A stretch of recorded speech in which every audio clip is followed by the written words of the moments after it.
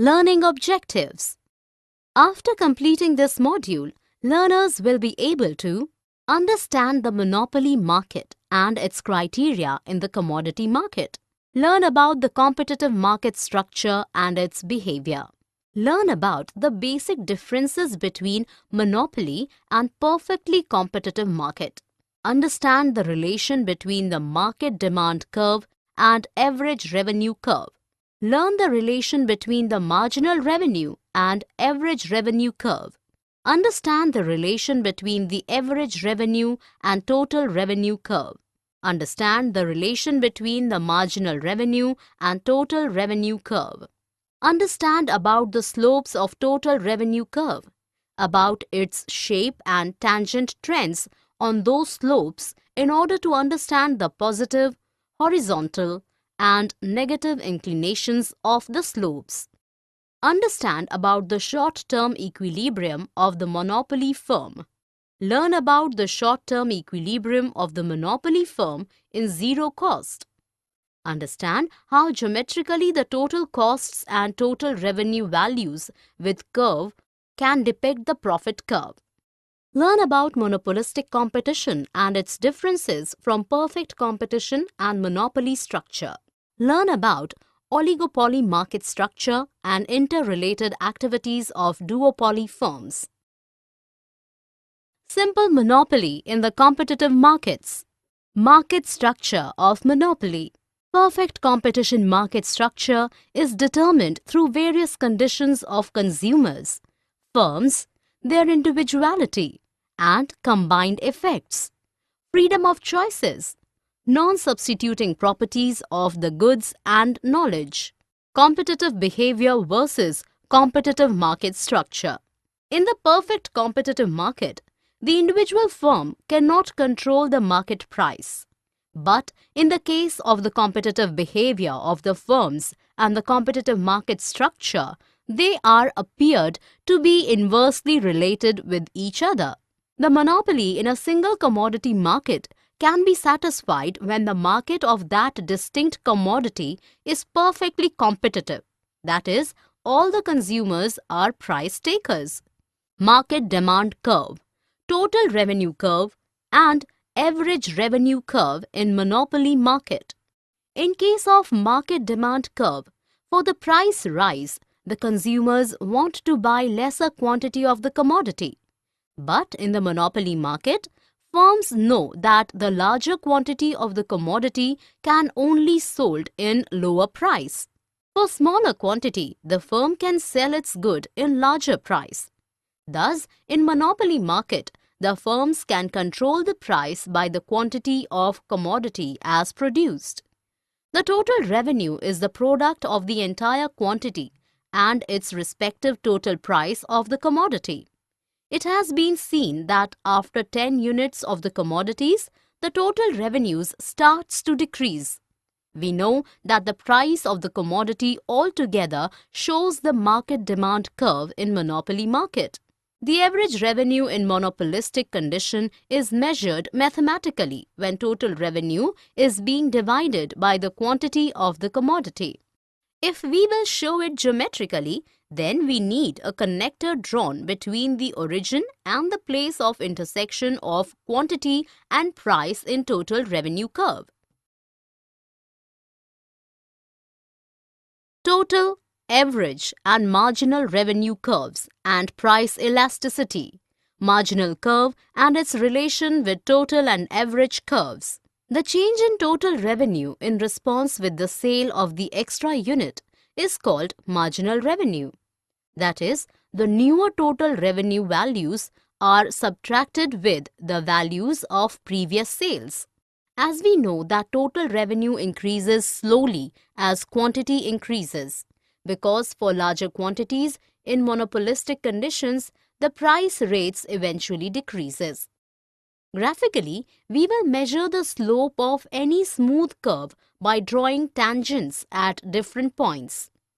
Here, the sloping pattern of the total revenue curve determines the marginal curve and the steepness of its slope. the marginal revenue values are always lesser than the average revenue values in monopolistic situations. Thus, the marginal curve lies always below the average curve. Marginal revenue and price elasticity of demand. The price elasticity of demand is more than 1 when the marginal revenue value is positive, and it gets lesser than the unit value when the marginal revenue values are negative. We can say that demand curve is elastic when the quantity is less than 10 units and the marginal revenue values are also positive. Short-run equilibrium of the monopoly firm. In the monopoly firm, every quantity produced is meant for sale, where at the level of distinct output, where the total revenue is maximum, the profit of the firm becomes also highest there. In this way, in monopoly firms, the total revenue area can be shown by the rectangle having the area of product of demand or average revenue value and the quantity produced. But in the case of perfectly competitive markets, where many firms are being operative, there the equilibrium happens at gradually decreasing prices in which the larger quantities are sold. Total, marginal and average revenue and cost curves and their interrelations. Total revenue and total cost curves. Profit, revenue and cost. We know that the profit is that what we receive after subtracting total cost from total revenue. Sometime we can see that total cost curve lies about the total revenue curve.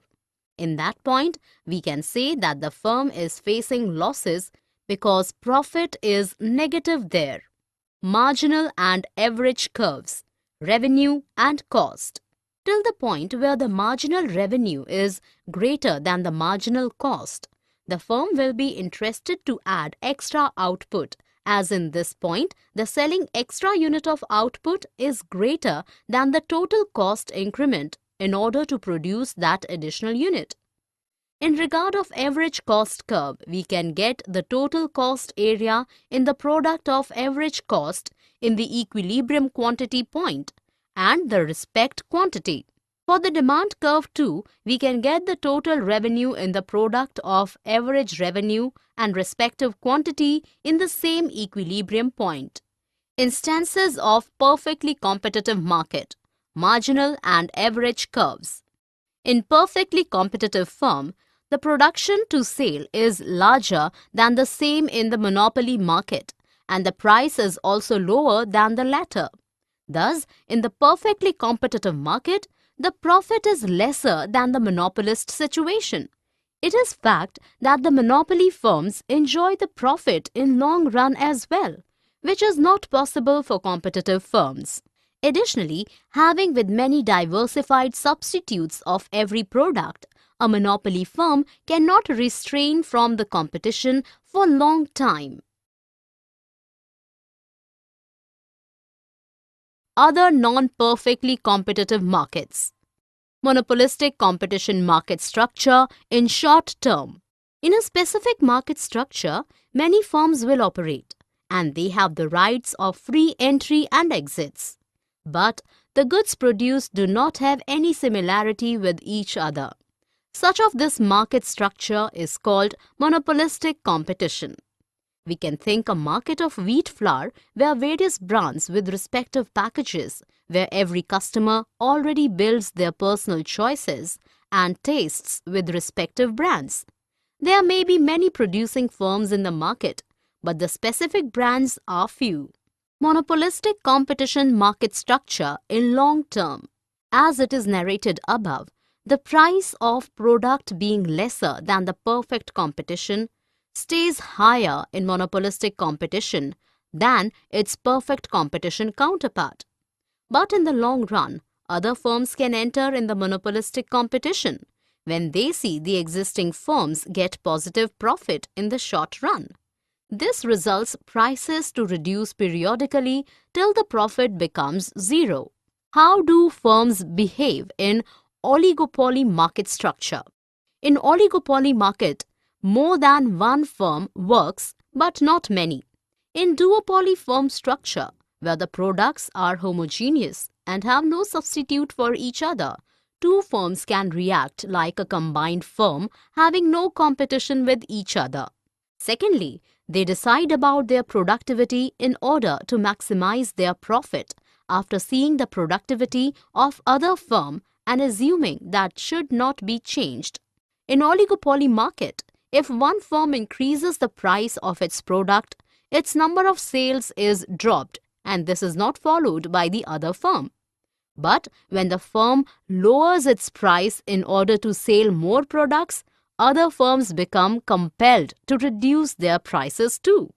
Thus, it has been seen that the firm first sees comparatively less increase in the quantity sold in respect with the price reduction rate in the long run. Summary. Let us summarize what we have learned. The market structure called monopoly exists where there is exactly one seller in any market. A commodity market has a monopoly structure. If there is one seller of the commodity has no substitute, and entry into the industry by another firm is prevented.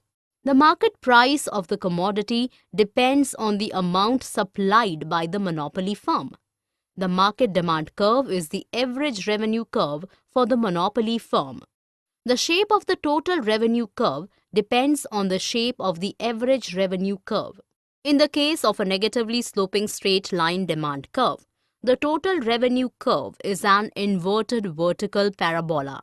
Average revenue for any quantity level can be measured by the slope of the line from the origin to the relevant point on the total revenue curve. Marginal revenue for any quantity level can be measured by the slope of the tangent at the relevant point on the total revenue curve. If the monopoly firm has zero costs or only has fixed cost, the quantity supplied in equilibrium is given by the point where marginal revenue is zero. In contrast, perfect competition would supply an equilibrium quantity given by the point where average revenue is zero. Equilibrium of a monopoly firm is defined as the point where MR is equal to MC and MC is rising. This point provides the equilibrium quantity produced.